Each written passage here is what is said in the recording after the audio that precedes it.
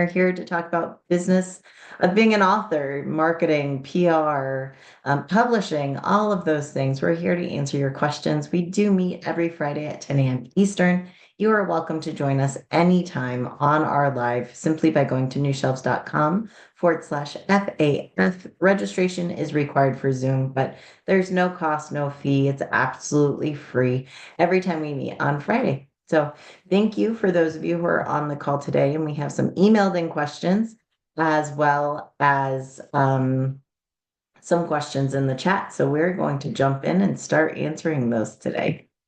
The first question is from Mary Jo, and it's how to make the best from a PR program for a fiction series. And this is a really good question, Mary Jo. And first, I want to start with the difference between marketing and PR. I was actually talking to an author and her agent about that this week. And the thing about PR and marketing is they do overlap, just naturally they overlap some. But the real big difference is that PR is the creation of awareness of a person or a product. So PR is so people know about your book, so they know about you, but it doesn't necessarily increase sales. And this can confuse a lot of people because with PR, it typically is very expensive if you're paying for PR. And people think, okay, well, if I'm paying this much, if they're getting my name in different places, shouldn't my sales increase? But that's not really the job of PR. PR is to create awareness and kind of social credibility. Marketing, on the other hand, is where we ask for a sale. Marketing is where we are placing advertisements and hoping for a sale, or marketing is where we are pitching your book to a bookstore or a library and asking for a sale. So the best programs are going to have some interwoven marketing and PR together. You want to create that awareness, that social credibility. So when you ask for a sale, people are more likely to say yes. So when you say, how do I make the best of a PR program? One of the things I would say is see if there's any marketing involved. And if not, supplement with marketing. Make sure that either you're doing your marketing or you're working with someone who's doing your marketing. Because PR is fantastic for creating awareness. But I will tell you what, I have talked to authors who have been on Good Morning America, huge show. They sold 2 books. 2 books. The segment went great. They had a lot of great feedback. They sold 2 books. So if they had then leveraged that into ads that said, as seen on Good Morning America, they would have increased their sales. And that's what they did later on. But there's just a difference and a gap. And I think it's really important that authors and even publishers and agents really understand the difference between the two.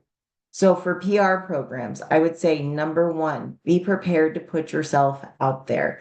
Be prepared to speak in public, to do uncomfortable things, to try things, to get critique, and then do something with it. Because you will do an interview and someone will say, that was really good, but you need to do this. Or that was some great experience, but you spoke too fast. Or maybe someone will say you said a lot of ums, or hey, guess what? You didn't mention your book one time. And yes, we see this very often in interviews with authors. They don't mention their book one time, not the title of it anyway. They'll talk about their book, but not the title. So be prepared to grow, to be stretched and uncomfortable. But also, if you're working with a PR agency, expect to put some time in. They will be pitching you, but typically they're pitching you for something we call earned media. And earned media means that literally you're kind of earning it because you are giving an interview or you're writing an article or you are going to supplement something that channel, that podcast is doing. And that means it's going to take your time. It may mean that you have to write articles and different things like that.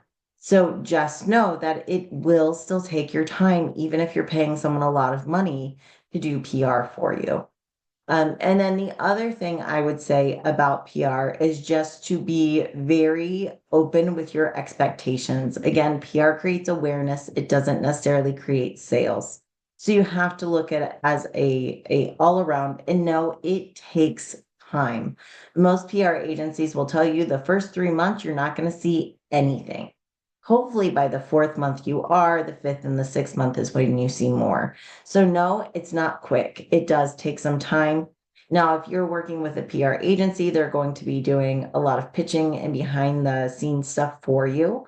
But I tell authors all the time, authors can pitch themselves for PR placement. The key is to have a really strong strategy, to have pitch angles, to know who you're pitching and why, and how you bring value to that outlet. So I often work with authors not on PR pitching. I actually have them pitch themselves because unless you have a really strong contact within a certain production team or a magazine, something like that. And I will tell you that the turnover in these places is crazy. So sometimes someone might have a contact for a minute and not later. So authors can absolutely pitch themselves. I find that working with authors on the strategy of what they're pitching to who and where and how they offer value is the key. Because if you have a really good pitch, it's going to be seen. So I think that's really a big key also. If you're looking for PR and you're looking for a way to reach these outlets without paying thousands of dollars, a lot of PR agencies will charge anywhere from three to hold on to your seats. A lot of PR agencies will charge anywhere from three to $15,000 per month with a minimum contract of 6 months. So it can be a huge investment. And so that's one of the things you need to consider. And if you are investing in that, no, you still need to hold back some funds to invest in marketing if you want to see the sales shift as well. So those are the things that I definitely would consider when you're looking at PR and how to optimize any PR campaigns. Let's see. All right. Mark is saying, I tried to upload my book, which is for sale on Amazon, to Ingram Spark. When I put the ISBN in, which is my own, I bought it from Balker, it tells me that the ISBN is already taken. Do I need to use a new ISBN for Ingram Spark? No, if you purchased your ISBN, then you do not want to use two ISBNs for the same book. It creates a lot of confusion, double listings on Amazon. We don't want to do that. The first thing I would be checking is, have you ever had that book in expanded distribution? Now, Mark, since we're working together, I know that when I checked, the book was not in expanded distribution. However, if it was ever in expanded distribution and then you uncheck the box, then Ingram Spark already has that ISBN on record. So that's one of the things I'd think back. Was it ever an expanded distribution? If the answer to that is yes, it was at one time an expanded distribution, even if it's since been removed, then you need a transfer form rather than an upload. So that's something I can follow up with you on that, but that's most likely what it is. And of course, always double check your ISBN. I know I have butterfingers and sometimes problems happen or I mix something up. So that's what I would be checking to start with. See. Walt's comment for just PR and things like that is be prepared to have yourself edited. Correct. When you are going on someone else's platform for a podcast, for an interview, for anything, um, be prepared to have them edit you, to edit some of your content and maybe chop off what you're saying. I'm doing a podcast interview this afternoon, and I fully expect that they will be using short snippets for marketing. They may edit some of the content of our interview. Now, they should not be editing the content in such a way that it appears you're saying something that you did not say. Obviously, that's bad business and a whole different matter, but they will edit your content for sure because that is part of what they do. That's part of what they want you for so that they can create multiple pieces of content that fit them in their platform that way. Yes, Mary Jo, I do offer consulting with PR strategy. So if you're interested in that, just email me info at newshelves.com. And I do offer that so we can get on a call and talk about your book if you'd like to. All right. Nancy is asking, Nancy's asking when I will be presenting at the IBPA conference in St. Paul, Minnesota. So I am, for anyone who's thinking about going to the IBPA Pub U conference, I will be there. I will be speaking and presenting. It's May 15th through the 17th. It's in St. Paul, Minnesota. I'm sorry for anyone from Minnesota if I just ruined that accent, but I couldn't help myself. And so we will be there. I think I'm actually going in, I think the 15th through the 18th, I think is when I'm going. And I believe I'm speaking on Saturday morning. But I will absolutely be there. So if you happen to be in the Minnesota area or you're planning to go to the IBPA PubU conference, email me, let me know. I would love to see you to hang out. And I believe, hmm, oh no, if it ends on Saturday, so it ends on Saturday, the 17th, and I believe I'm speaking on the 16th, Nancy. What time? I'm not quite sure. I'm not sure if they have the schedule up yet or not. I told them I'd be there the whole time, so they had some flexibility where I personally was concerned. But I will keep you updated. All right. Is hybrid publishing considered self-publishing? If my book is published by a hybrid publisher, am I eligible to submit to contests for self-published books? Marianne, that is a good question, but one fraught with many answers. So, hybrid publishing sometimes is considered self publishing, but it depends on the publisher. So, for example, some hybrid publishers actually have full distribution. They're working through like Simon and Schuster's warehouse. And in that case, it's kind of considered more like you're a publisher. Now, for contests and things, usually you can still submit as a self published book. If you are working with a hybrid publisher that is a small publisher, they're probably using print on demand. Absolutely, you can usually go into those self-publishing contests and awards. But the real key here is to just read the guidance on any awards, any contest, because they usually will lay it out there. So that's what I would be checking. But in most cases, you can with a hybrid publishing contract, you can go towards that self-publishing arm for contests and awards and things like that. Let me see. I had a question I got Mark's question there. I'm going to talk about Max's question, and Max had quite a few questions about copyright. Now, I will say I am not a lawyer. I am not qualified to give legal advice, nor will I give legal advice. So I cannot actually advise anyone on some of these questions because they have a legal slant. But I will give you some general information and perhaps resources that might help. So one of the first questions here was I am planning to register a sole proprietorship for my self-publishing business to publish my own books. I will use a pen name and my imprint name will be different from the author's name operating as a DBA. So we have the author who has a pen name, who has a DBA, a sole proprietorship that they are registering as a business for the publisher. So we kind of have three layers, if you will. And the first question is, should I register the copyright for my book with the US Copyright Office under my real name, my pen name, or my imprint name? So, and that would be the DBA, the sole proprietorship. So again, I am not a lawyer. I cannot advise you on this, but what I will say is that if you register your copyright under your legal name, then your legal name is not a secret. So that brings us to the question of, are you using a pen name for the reason of privacy? If you are using a pen name for the reason of privacy, then you probably do not want to register the book copyright to your legal name. In that case, I personally would choose to register through my DBA. Since I would be the sole proprietor, I would be registering the copyright through the DBA. But again, that's for you to decide and certainly get legal counsel if you are concerned about that. Now let's see. If I registered the copyright under my real name, would it be legal and appropriate to create a contract with my sole proprietorship and transfer the copyright to it? Again, I'm afraid this is a legal question and it is above my pay grade, so I can't answer that one for you.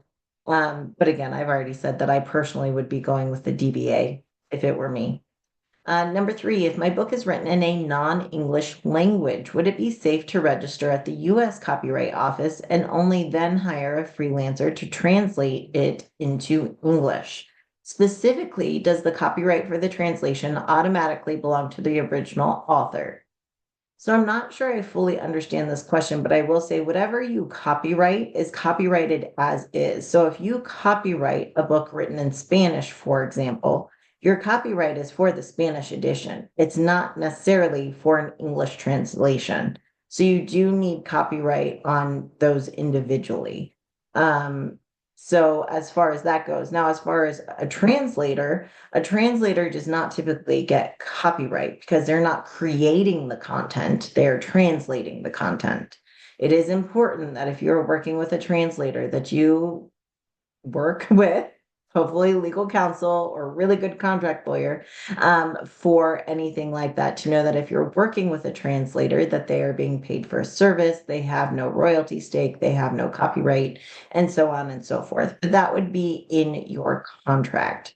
So again, I can give you some very general information, but I am not a lawyer and I cannot give the specifics, and certainly not knowing you or your specific situations. But those are the basics and overlay, and hopefully that gives you some food for thought and some resources to get started there. Let me see. I did have Cheryl sent in where somewhere.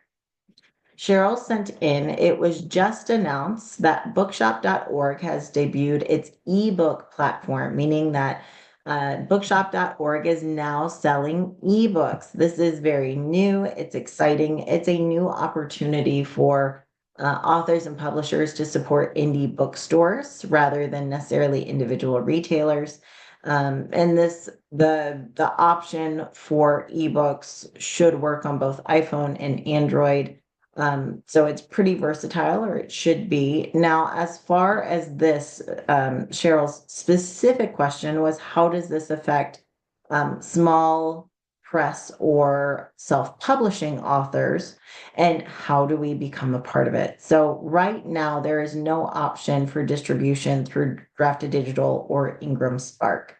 They are working on that, but they rolled this out first as a test, and then they will be hopefully integrating distribution for self-published books or print-on-demand outlets. And I would expect that's not coming until late summer, probably early fall. It will probably be a while as they kind of test this market out. But it's good to see again, just that indie bookstores are becoming part of the conversation with kind of how do we support indie bookstores rather than necessarily all the big chains, which is something that's dear to many of us. So I think it's a great opportunity. It looks like good royalties or about similar what you can see if you're going direct. And so that's great. I mean, considering that ebooks are about 10 to 15% of the book market, depending, I mean, this is considering if we're looking at cookbooks and children's books and all of that, 10 to 15% of the market. And that's also only accounting for the stats we know, not necessarily everything that goes on behind the doors at Amazon and Kindle Unlimited, which they don't have to share with the class. But I think it's a great opportunity. I love to see that. And it is definitely one of those things that I love to see it. I hope there are more opportunities. I will keep you guys updated as I hear more from Drafted Digital and Ingram Spark about their distribution options. Follow-up question from Cheryl was that bookshop.org gets their ebooks from Ingram. Yes, but Ingram and Ingram Spark are not necessarily the same. So bookshop.org, if they are working with a larger publisher, they probably have different distribution options and contracts. For self-published authors, Ingram Spark and Drafted Digital are the most well-known options. There's Publish Drive and there's another one that I can't think off at the top of my head, but those are kind of the distribution channels for self-published authors. And that is the goal, because Ingram Spark, well, I don't personally use them for ebook distribution. They're not my favorite for that. They can distribute an ebook to Amazon, to Overdrive, to Barnes and Noble and Kobo and all of those places, just like Draft to Digital can. So bookshop.org, the goal is to get the ebooks from Ingram Spark and Draft to Digital, but not yet. And that is how bookshop.org does get their print books, is they do go through Ingram, or if you're a self-published author using print on demand, Ingram Spark. So it's again, it's got layers and different options for different size companies and publishers. But it's developing and it's good to see it. And I'll keep you guys updated as we have more information and more opportunity. So Bell's asking about bookshop.org. Does that mean that it's up to the publisher to go through their inventory and upload each and every past published ebook? No, typically what would happen is that they're working, so bookshop.org typically is working with some of the larger publishers contracts. And so these large publishers, they have distribution that is different than what we would use as self-published authors. It's different. And so they already have these really big distribution channels. And so they essentially take their whole catalog and check the box and say bookshop.org gets it. And Bookshop has the back end, the technology to now accept those ebooks and sell them. So they're not going one by one, they're going through their catalog at large in most cases. Now, that's not to say they don't have different sections of their catalog. They may say, hey, we're going to try it, but just for adult fiction titles or so on and so forth. But no, it's not like an individual, like this book goes, this one doesn't. That would take way too long and would not be worth it to them. Yes. All righty. Although, again, I love to see it. I love to see that happening in the industry. Now, we had some questions from John that had to do with ads and Amazon ads in particular. Now, for that, I think show and tell needs to happen because as we know, because I always tell you guys, I am a visual learner. And so I think in order to answer your question, John, we actually need to dig in a little bit more about what Amazon ads are and how they work and how we read the data. So I am going to number one, I'm going to grab a screenshot from a ad dashboard so I can isolate that information and not show someone's like all their information of who they are and what their books are doing. So give me 1 minute there. Let's see. And then I will share my screen. We'll take a look at some Amazon ads and then we'll go from there. Oops. It helps if I push the right buttons on my keyword, but we won't be too picky, right? All righty.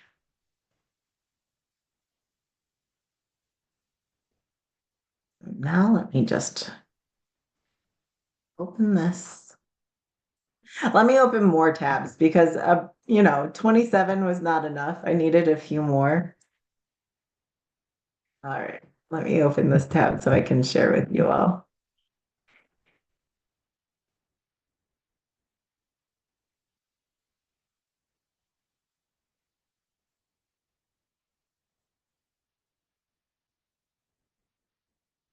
I'm going to share the Amazon screen and I'm going to pull up John's email to answer.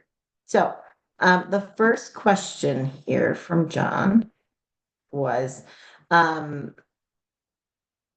first off, the question was, I noticed almost every fantasy novel out there is a part of a series. Personally, I prefer single books, but can you explain why series are so prevalent? Is it just because they're easier and quicker to write? No, actually, sometimes series are harder to write because you have to remember all of the backstory. You have to do all of the tie-ins and do all these different things. So it's not that they're easier to write, although it does have established characters, which means that when you have an established character, you can jump right into the story. But series are so popular because readers like them, because it feels like an old friend. It feels comfortable. And if you create a really great character, we want more of them. We become attached. It's like our friend. And so that is why is that people really like to follow a longer storyline. They get attached and they just want more. Now there are some times or some people who really just want a one-off book. I love series, but there are times when I'm like, I just want a quick read, a quick book. I don't want to think about it after I'm done in the sense of like, oh, is there another one that I should be reading? I just want something quick and easy. And so there are a lot of people who read standalones. And the thing is that if you're an author or a publisher offering standalones, you still have to have a bigger backlist catalog, and they should hopefully be in the same genre in order to get the audience. So if you're an author and you write a thriller and then a cozy mystery and then a rom-com, the problem is that your reader is different every time. And so it's very hard to build a platform. So if you are writing standalones, it's usually pretty important that it's all thrillers or all rom-coms so that your reader wants to go on to your next book, even if they're not following the characters, they're following your writing. So that is why, a lot of times standalones can be hard to promote because it's one standalone book. And if you don't have more books in the background, then authors are like, our readers will read your book sometimes, but it can be harder to make a profit on that because most of the time the book we are promoting in many cases is a loss leader. And I do mean if you're a big publisher, a self-published author, whatever it is very hard to market and make a profit on a single book. This is why publishers will take their front list and they'll market really hard on their front list. They try to get email lists. They build up their social media, different things like that, so that they can market the other books to the audience they've already paid to get their attention from. This is same with, self-published authors. This is why you're building your mailing list and all of that. So to make a profit on a single book is very hard. You have to think of your overall business plan.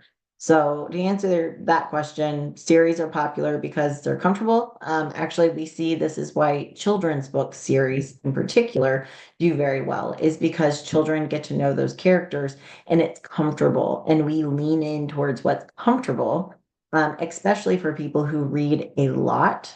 It's their friend, and that's why that is. But the follow-up question here is I tried Amazon ads, but had no sales. What type of paid advertising would you recommend for adult fantasy genre? So I think Amazon ads are a great option. I think Facebook ads are a great option. Certainly Instagram, TikTok, which is still running and different things like that they can work depending on who your target demographic is. But before we move on to other things, I want to dig deeper into the Amazon ads didn't sell any books. So what I'd like to start with is just covering the very basics of like, okay, this is what an Amazon ad looks like, and then I want to dig into some data.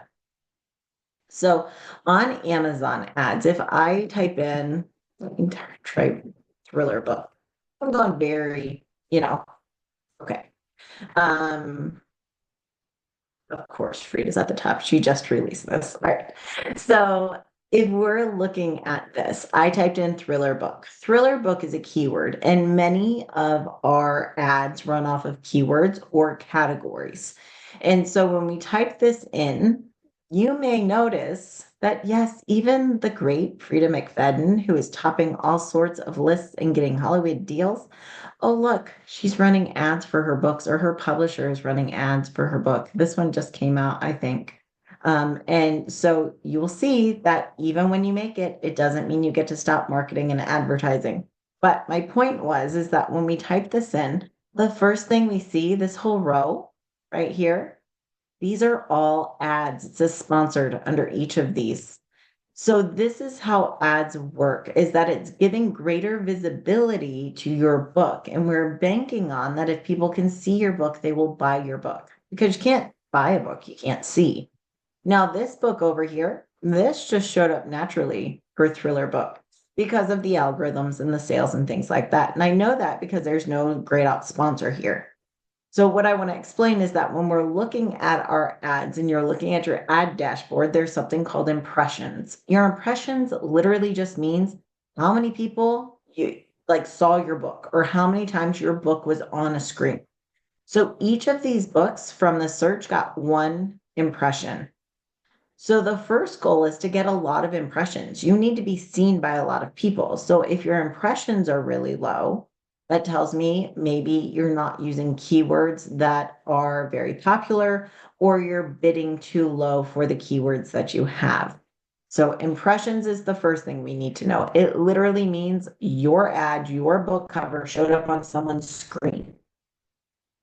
Now I'm not going to click on any of these because it would charge that author or publisher. So for example, let's pretend that word D here, let's pretend that this one was an ad. If I click on it, I am taken to the sales page. That is when you pay. You pay per click. And so the goal is to get about 1 click per every 1,000 impressions. That is ideal. It doesn't always happen, but that's our goal. And the way that we kind of do that is number one, we need a lot of impressions, right? Next is the impression to click ratio is going to depend on how competitive your genre is and how competitive your keywords are and how well your title and your cover appeal to that genre. So if you're getting a ton of impressions and like no clicks, that tells me there's probably a problem with your cover not appealing to the keywords that the audience who's searching the keywords. It could mean you have the wrong keywords, or it could mean there's a problem with your cover actually getting into the market. Now, once we click over, that is when you pay for the click. And once we get a click, our goal is to get 1 sale per every 10 clicks. Now, I usually, when I begin ads, I say 1 in 20. That's our first benchmarker. Then I want to hone that down to 1 in 15 and 1 in 10. And in my best ads, it's like 1 in 6. That is going to be a money ad. And those are the ones you want to keep. But a click is when they come to your sales page. So when we come to this click here, now it's your sales page turn to do its job. If you've got a killer description that is exciting, clear, concise, if it's nonfiction, it should tell me what the book promises me. If it is fiction, it should build attention. It should build a want or desire to follow that story. And if that does its job, and if your price is on point, then our goal is to get those conversions to a sale where I'm going to hit the actual buy button or download on Kindle Unlimited, whatever it may be. So if you're getting a lot of clicks, but then people are not buying your book, 2 things to look at, actually 3 to look at. Number one, is your book in the right genre? When you have, put in these keywords based on comp titles and genres, are you actually delivering what you're advertising? If not, if you're advertising and you're using all these keywords for thrillers and your cover looks like a thriller, and I get over to this page and I find out it's a cozy mystery, well, then you kind of did a bait and switch, and I'm not going to buy it. That's a problem. The other thing to consider is your description tight enough? Is it clear what the book is about? I see way too often when authors of fiction in particular do not want to give away any spoilers. They don't want to give too much away. So they are so cryptic that you read the description and you have no clue what the book is about. And most of you are probably thinking, well, that's silly. Who would do that? Most of you will have done that in some type or form, I promise you. And so it's really important. I like to have someone read a description who has not read the book. And then I like to ask them, okay, read the description. Okay, what do you think the book's about? And see if they're at least close to what the book is about. If they're not, you have not done your job in your marketing copy. The other thing is your marketing copy exciting? Does it build stakes and tension? If it's nonfiction, does it deliver? Does it tell you what I'm getting from this book? If I am investing my time in a nonfiction book, I want to know what I'm getting out of it. I want to clearly understand what I'm investing my time in. I do not read nonfiction books quickly, usually. So it's going to take me 3 weeks, a month to get through this book because I'll kind of pick it up and put it down. I'm spending my valuable free time on it. What am I getting from it? And if it's not clear, No thanks. I'll go find something that tells me what I'm getting for my time and my money, which brings me to the next one, price. Your book should be priced within reasonable pricing within your genre. If you have a paperback book that's priced at $29.99 and it's a fiction book, it's not going to sell.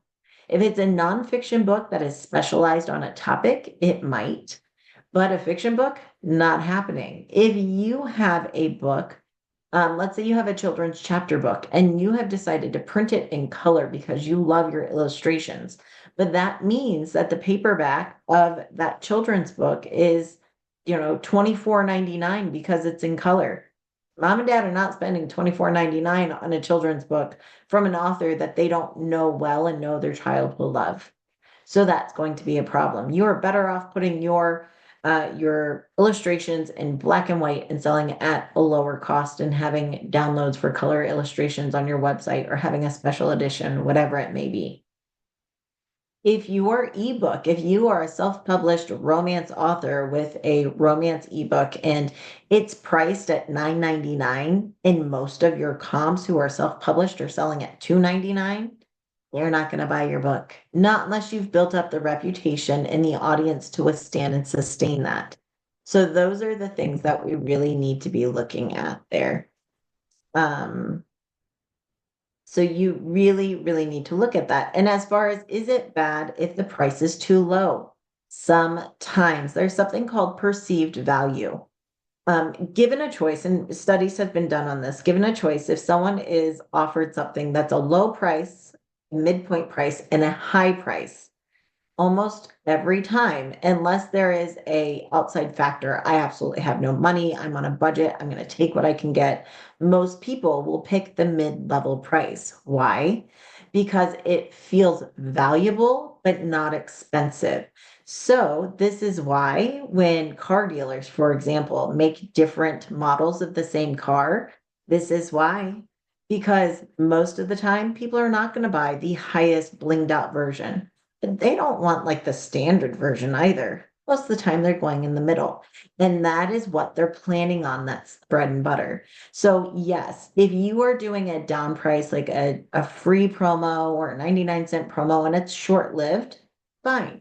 But if your book is constantly, or your books are constantly 99 cents free, and it's just all the time, then it feels desperate. It feels like there's no value in it. So it's a crazy thing. I always say marketing is part psychology. And so, yes, your book can be priced too low. Paperbacks in particular, I see a lot of self-published authors try to go so, so low on their paperbacks. Most of the time, that does not get more readers. It's a perceived value question. So this is why I encourage you to look for your comp authors and your comp titles. Look for authors who are writing to the same audience as you and the same genre as you. Look for at least 10 of them. Look at their newest books and look at their pricing. Number one, how many pages do they have? If you wrote 150 pages and they wrote 500 pages, you need to take that into consideration. It's not a great comp. How old is their book? Different things like that. But what you want to do is you want to look at those 10 authors, go to the bestseller list in your genre, whatever it may be, look at the range of prices, and then you ideally want to be somewhere in the middle. And so it does change depending on genre. Nonfiction books are typically more expensive than fiction books, especially not memoir. Memoir is not, I have to tell you guys, but like nonfiction prescriptive usually is a little bit more expensive because we have a problem. We're going to solve our problem. We'll pay a little bit more for that. And so that's one of the things that you do want to consider. Let's see. Yes. And so bid price question. Let me for this. All right. So now we understand. Let me get into the back range of it. So for this is your Amazon sales page. And I think it's important to look at these things so you know what an impression is, you know what a click is, you know where your ads could show up. For example, we already saw ads in shorts. Oh, hey, products related to this item, sponsored. These are all ads, my friend. That's not just natural. These are ads. They're paying to be on Freedom McFadden's page. Brilliant idea if you can afford it. And yes, it can be expensive. 4 stars and above. Oh, but look, it's sponsored. These are paid ads. So there are many places that your books can show up in paid ads. And so that's one of the things we need to know is where our books can show up. No, you will not always find them. Even if you search your keywords, you won't always find your own ads. I get asked that all the time. But you should know what an impression is, what a click is, and then, of course, the sale. And we should be looking at that data. Let me stop sharing here, and I want to pull up a screen with some actual data from a ad that I am currently running. Look, I'm looking around for my phone because I'm about to math, and you guys know I don't do that just in my head, for everyone's sake. I mean, I can if I absolutely have to. I might have to use some fingers and toes, but we all have our gifting, and math is not mine, as I recently told my son when he asked for his 6th grade math help. It's like, no, thank you. Right, let me share my screen. Let me go here. Okay, you should now be seeing, hopefully, there we go. All right, on my screen, you should be seeing some data from an ad that I recently ran. You can see that we spent $79.19, sales were $169.68. ACOS, or actual cost of sale, was 46.67. Impressions, 100,000, and so on and so forth. So let's just kind of break this down. Number one, our goal here was to get a lot of impressions. And so a lot of impressions, number one. So 100,000 impressions is good. Now, I have some clients who, when it will depend on the book, how many books you are advertising, how much you're spending, so many different things that go into whether or not that's a lot of impressions for you. I have some ad accounts I manage that if there are less than 1 million ad impressions in a month, it was a bad month. Like, I don't know what I did, but I messed something up. For this book, considering what we spent, considering the genre, things like that, 188,000 impressions is great. I like to see that. If you're in the 8,000 impressions, you're not reaching enough people. Now, this is over the course of at least a week or two, not talking a day. It does take time to build up, but we want a lot of impressions. Now, we had 135 clicks. So if we take, I'm going to do the math first, and then I'll show you the cheat. If we take that number, 188,895, I'm going to divide it by how many clicks I had, which was 135. 135. So I had 1 click per every 1,399 impressions. Now, that is 0.07%. Did I come up with that math on my own? Thank you, I did not. We know better. It's the click-through rate right here, 0.07. So the average for a book ad on Amazon is 0.06. So this is slightly above average, but we want to be great. And so we would really love to see our click-through rate 0.1. That is the goal. And again, it will depend. This book is in a thriller category. It is very, very competitive. This is a new author. We were controlling spending. So there are some things where it's like, no, the click-through rate wasn't that high, and there's some things that go into it. So you kind of have to use this whole brained idea of like, here's the target goals, but you have to look beyond that. I was looking at ads for a client with historical fiction, and our click-through rate was like 0.18%. There's a lot less competition. That author is established, different things go into it. But anyway, we take our impressions, divide by clicks, and that gives us how many impressions it takes to get 1 click. The goal is 1 click per every 1,000 impressions. We're a little bit below that. Okay, what could this mean? It could mean that our targeting is not as strong as it could be. Do we have the right prompts, the right keywords? Do we have the right targeting? The other thing could be is the book cover what's expected in the category? I can tell you that this one is a little bit different. It's a little bit quirky on the book cover. And I personally believe that is why the click-through rate's not as high as it could be. Not only is there a lot of competition, but also the book cover, which I love, is a little bit quirky. It doesn't necessarily feel like a thriller. So first things first, we check those impressions. The next thing we want to check is we want to check how many clicks it takes to get an order. So I'm going to take the 135 clicks and I'm going to divide that by 12. So it is taking 11.25 clicks per order. Remember where I said that our goal was really to get 1 in 10 clicks? That's like, hey, we're doing it. So we're very, very close to that. And the things that I might look like at to optimize that is, am I targeting to the right people? So I'm getting them over to the sales page. Is my keywords, are they aligning with what I promised to sell them? If not, they're not going to order. Is the description strong on the sales page? How is the price? Different things like that. Now, I will also tell you that this ad is for a traditionally published author. And so we can't see all of her sales, but we know that her audiobook sales have been going off the charts. And audiobook sales are not something that we can track in Amazon ads. So again, we have to look at the whole picture. I'm not just looking at how many clicks and sales I got on my Amazon ad dashboard. Ideally, I want to look at overall sales for this period of time. Did we have an increase in royalty? Did we have more sales because simply getting more exposure bred more sales? Were there audiobook sales to consider? Because if so, this is just the baseline of how the ad's doing, and then it could be doing even better. So for this example, okay, we'll call it 1 in 11. That's pretty darn good. Knowing that we're also increasing her audiobook sales by quite a bit lets me know this is a really strong ad. It's doing well. So this is how we kind of determine along the way is this a good ad? Where might the breakdown be?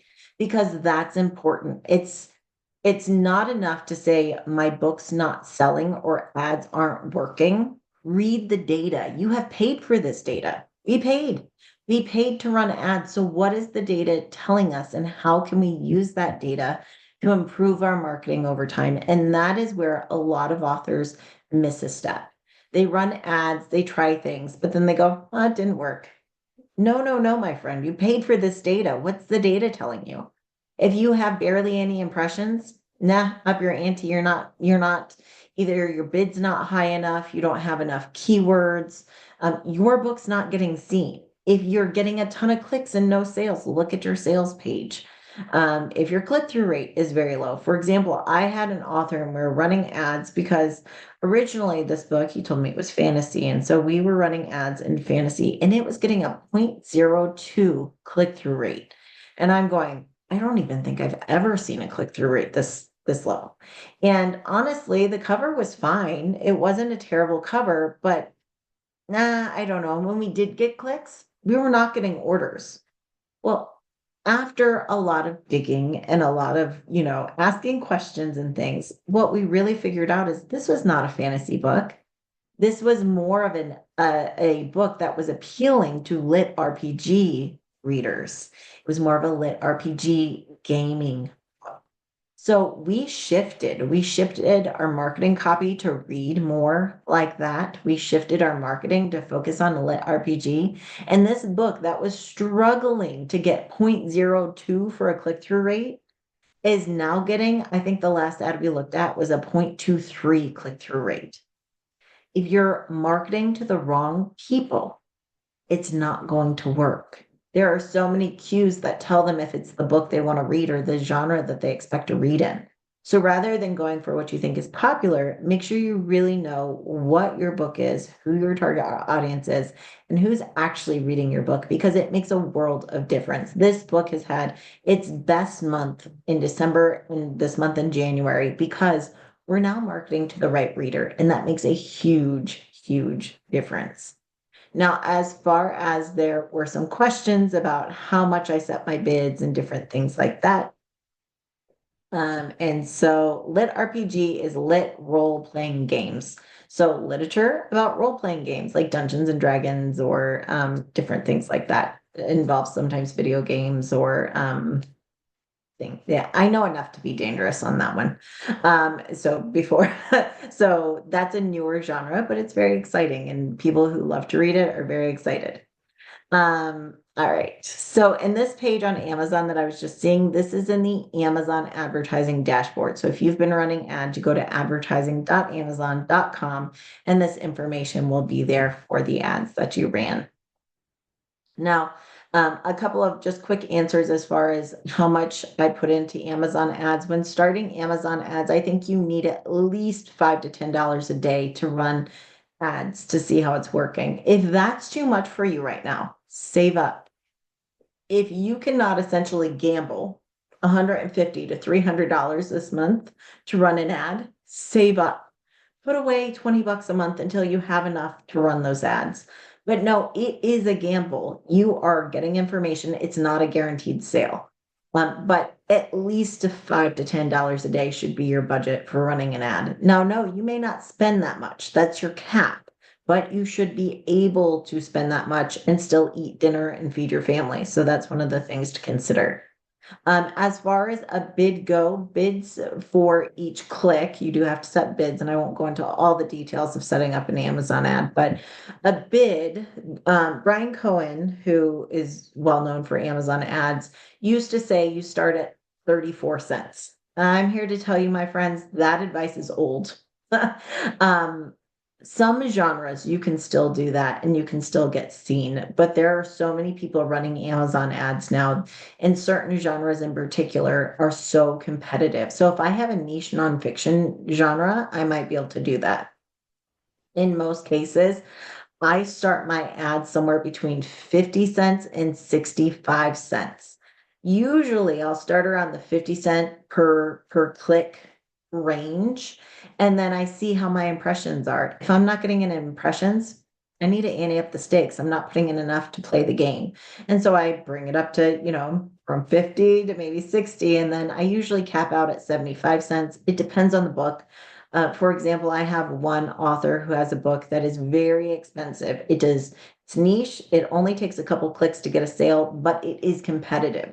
We pay $1 per click and still make a profit because this book is like a full color print book and he makes like 60 bucks every time he sells one. So that makes sense if we spend, $5, $6 in clicks for sales.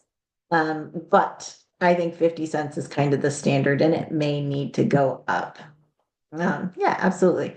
And so I think sometimes you do kind of have to bring your bid up, but I start at 50 cents. Now, Amazon does make suggestions for each keyword. It'll say like, this is how much you should spend per ad. And they have a low range, a high range, and then they have their suggested bid.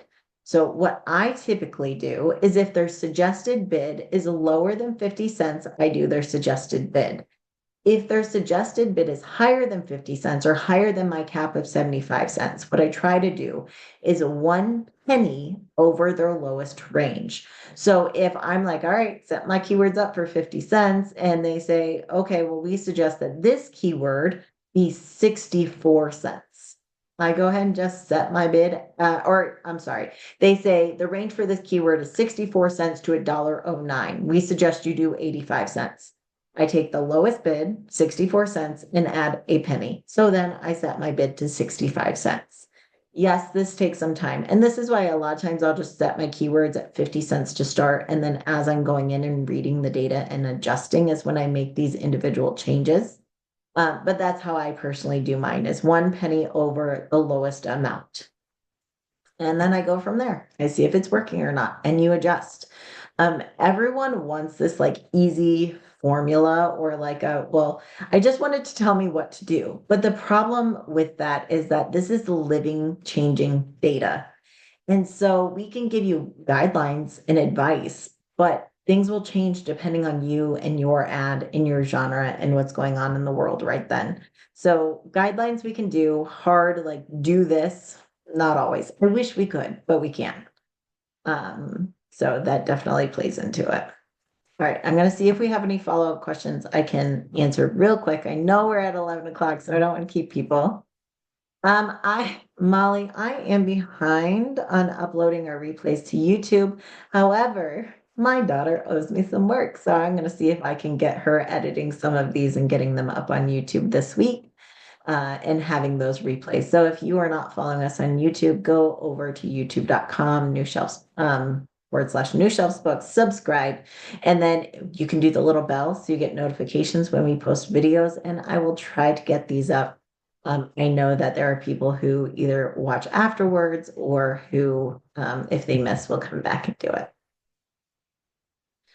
Let's see about this advertising. Does it help or does it work if the author has other books, but not in a series, but as standalones? It can, Al, but only if it's in the same genre. Because remember, you're getting your readers. So there is one standalone author that I really enjoyed.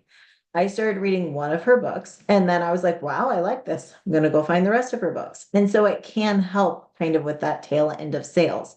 But if you have a rom-com and then you have a memoir and then you have a thriller, chances are it's not going to help you.